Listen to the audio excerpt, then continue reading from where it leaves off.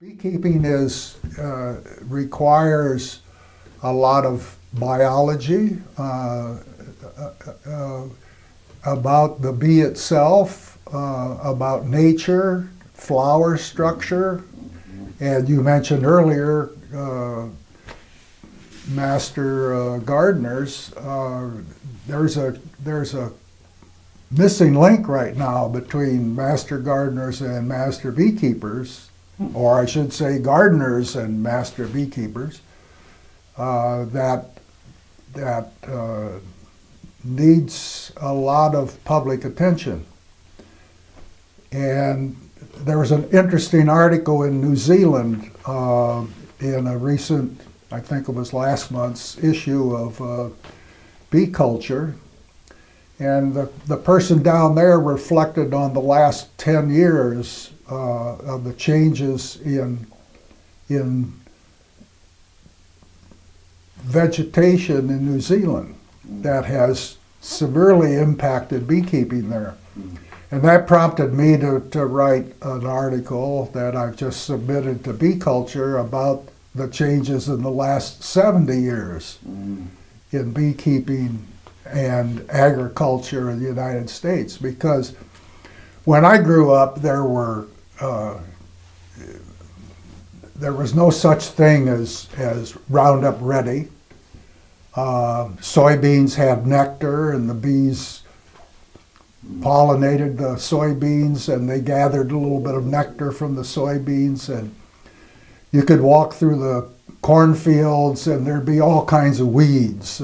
Generally, you'd get nettles that would sting your arms and legs. Now you look at a cornfield, and there's hardly a weed out there. That's all corn stalks. Acreage used to be fenced off in 10, 15 acre plots, and along all the fence rows there were native plants growing, and the bees had them.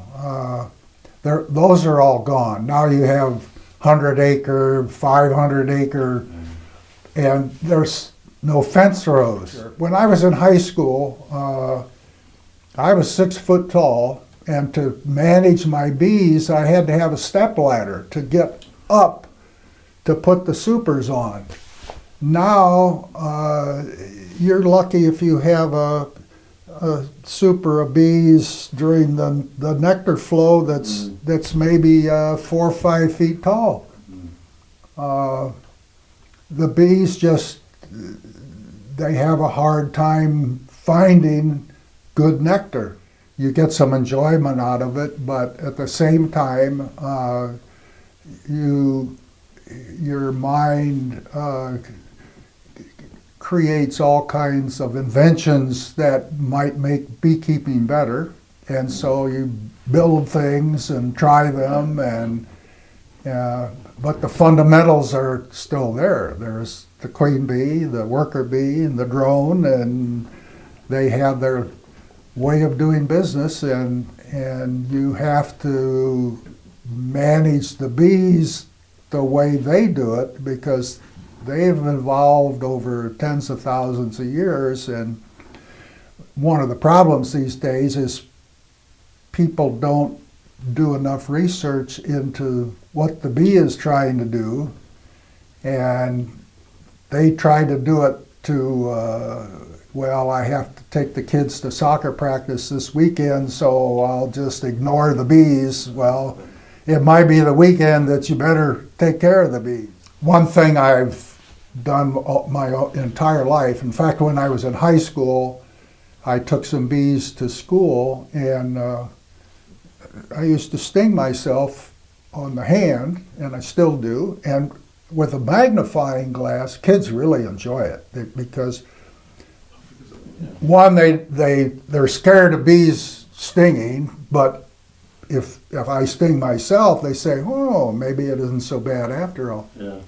But what's interesting is the venom sac of a honeybee comes out of the bee, and you can see the muscles and the venom sac, and the muscles are injecting the venom into your skin. and driving the stinger. The stinger is a double stinger, and it's barbed, and so it goes in, and then it goes in a little further and a little further. And, well, plus it's good for you. There's a